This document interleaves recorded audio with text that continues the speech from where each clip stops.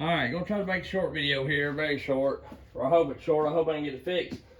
I've done a little short of this 592, and I don't know if I can get this primer bulb out without waylaying and jacking something up, but I think I got a kinked line on here. This one right here is pinched, is the way it looked to me. Yeah, see, it was kinked the way it's coming in there on the purge bulb here. So he put a clamp on it, but it needs to be shortened up or rerouted or something. Something's got it in a bind still yet. But I can't see exactly where this goes. My light's up there in my wife's truck where I was doing some looking at it. Yeah, it's just a short line, a very short line. It needs more length took off of it, honestly. It's kinking up, or this thing needs to be twisted a different way where it, yeah, like this maybe, where it don't kink up. But I gotta get the damn clamp back in there. Now let's see if that primes. Now that don't prime, but it fills up when it's empty, you know, or when it's pushed out. You get what I'm saying? Because it's out of a bind here. I don't honestly think that was well, it could have been. I could have popped the damn line off my old car. When I pushed it, it was tight. May got so much pressure up in it. I may have, but see, it fills right up. It lets the fuel come in it, and it purges like it's supposed to. So that tells me right there the line's still too long, and I'm just not, yeah, because it's already kinked. I can see it right here fairly good. I mean, it's still got a lot of slack. And all right, back again. So I cut that line. That didn't work worth a shit. Don't do that. I mean, you can, but if you got a clamp and you can take, if you want to take all that off and all that kind of deal, right? So I have multiple Huskies, and I have multiple, you know, well, I should have waited to turn it on so I could check it, make sure it wasn't kinked up. I'm trying to find some light here of some sort. It don't look terribly kinked up, but it's all looped around. But long story short, I'm looking, honestly, it don't look that bad. It's got plenty of hook. And it's got a loop sometime or another. I hope it ain't no time soon. But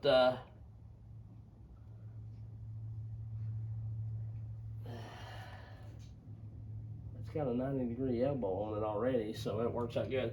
So sometime or another, you know, this may kink up because I got a hose on it that's fairly too long. But here's the deal, and here's what it come off of. What Husky needs to do is put a 90 on this deal, or put a, you know, a swoop in it from the factory and then put a 90, because I took the primer, the low end primer bulb off of the 440 Husky and shoved on there, and it's a little too long because it's on the 440. It's got a longer haul to go, but the deal is it's pre-bent in a way. And when this thing gets to sucking fuel and everything, it might, you know, it's priming now. Once it gets hot or whatever, it may close on itself. You know what I'm saying? I don't know. I'm not saying that. I'm not saying this is a permanent fix. But it will work if you're in a bind and you're needing one, or whatever, and you know you're not close to a Husky dealer or whatever the case may be. It will work.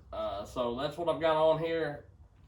I'm gonna fire it up, make sure this thing runs. That's what I come down here for, is to prime everything up, because I've got all new saws, and I'm taking every one of my new saws tomorrow. I'm not taking any old saws, and so I come down here to prime everything up, make sure it was going to start running everything and do right. And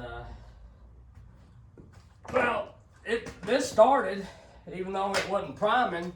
I think the last time it didn't start when it wasn't priming is because, you know, I done had mostly all the fuel out of it. But it started after several pulls. I'm not gonna mess with it anymore. I'm just gonna call in and see if you want to send me one in the mail, a shorter line, let me slide it on or whatever. But it'll start and run.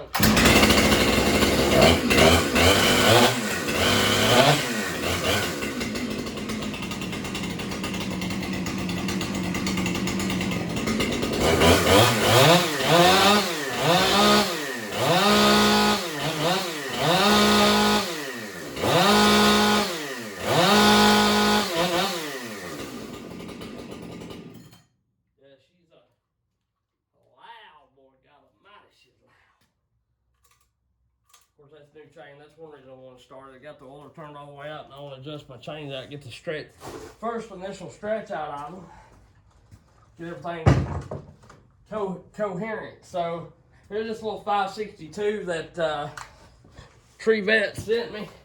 We'll try it out. I like the 562 deal.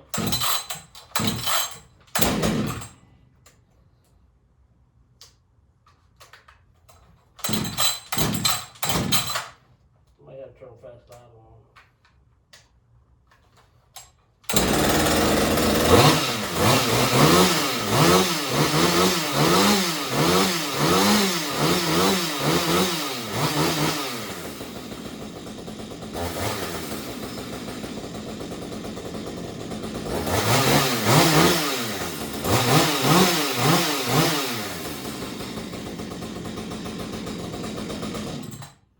Rocking and rolling, baby, ready to go. That's the new 83X cut chain, and of course I'm gonna fire this up 572 up. I think I got the stretch out of the chain of this one. Primer a little bit on the fuel and fuel them all up, oil them all up. That's a little more compression. I don't normally use the decomps on these. They start fairly easy. I mean, you could.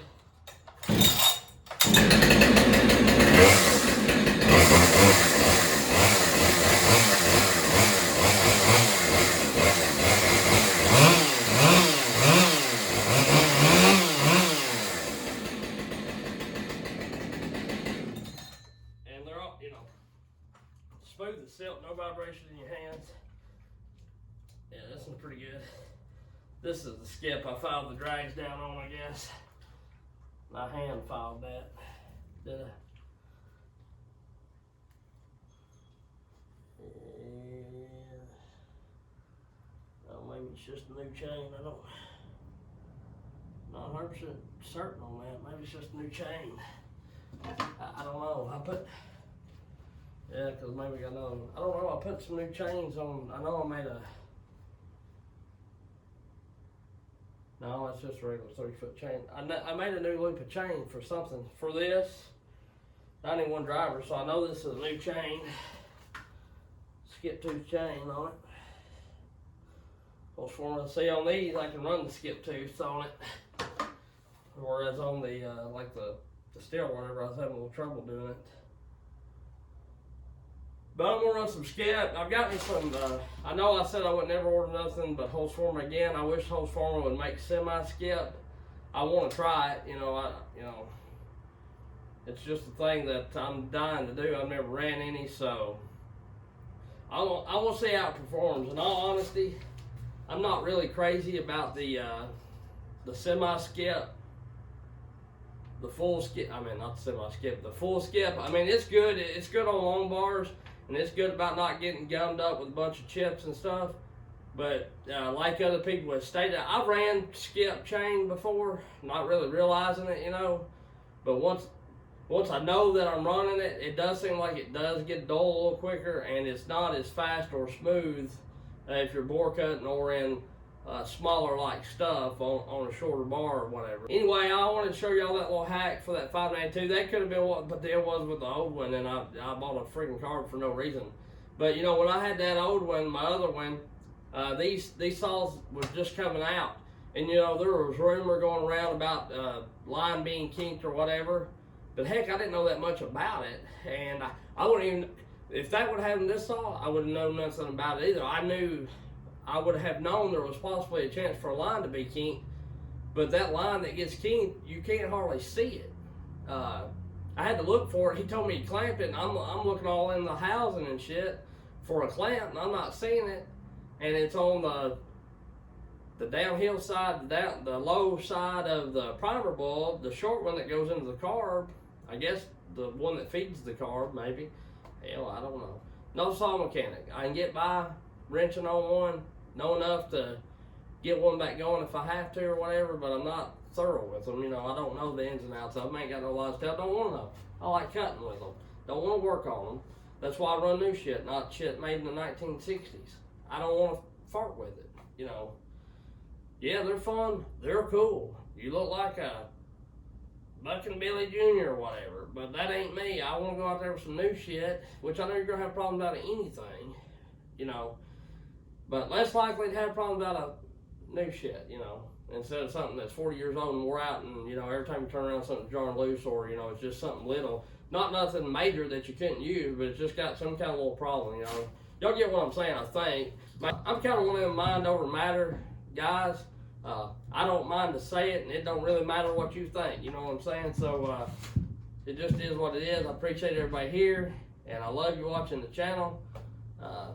But if you want to be a wise guy, then that's the way I feel about you. But if you're nice to me, you can ask quite a few people on this channel, then I'm a pretty alright guy. But if you want to be a, you know, I'm not going to say the word for it, but you want to be like that, then, you know, I can be like that too.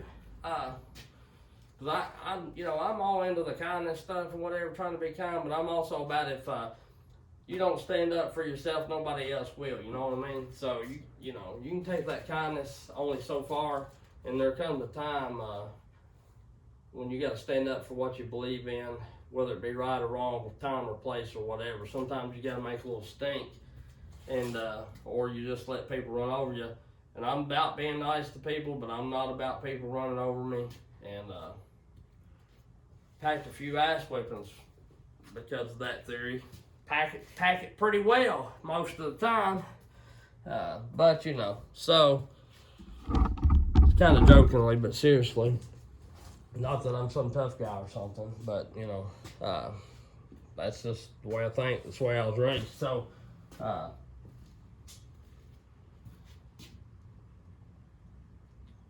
raised up dirt floor pour, you know what I mean?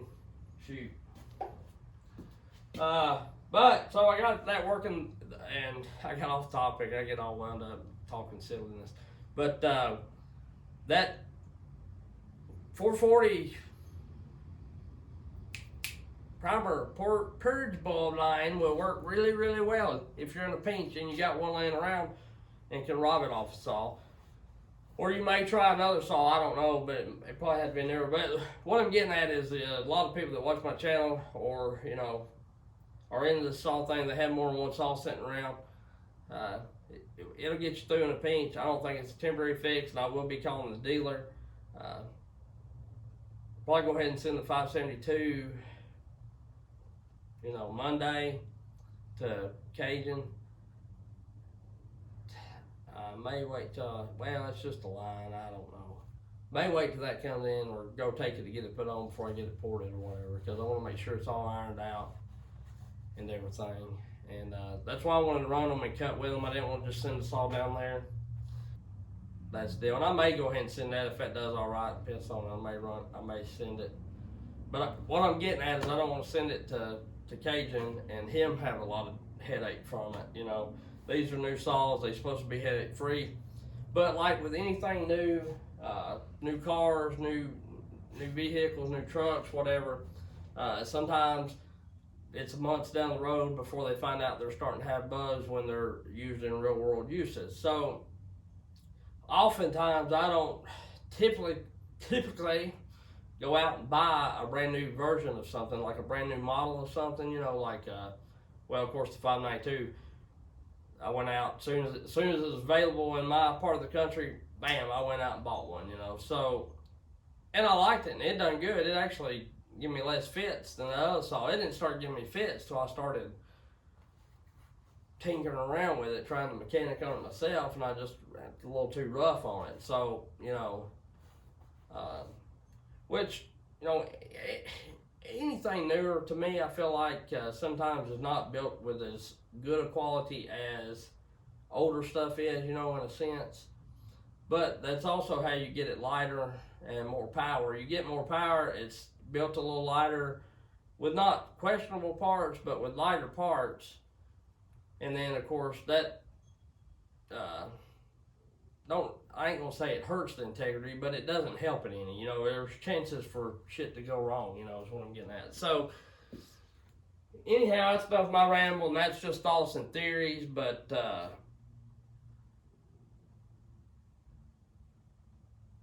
anyhow, like I say, just messing around. So there you go. Hope that helps somebody. We'll catch y'all on the next one.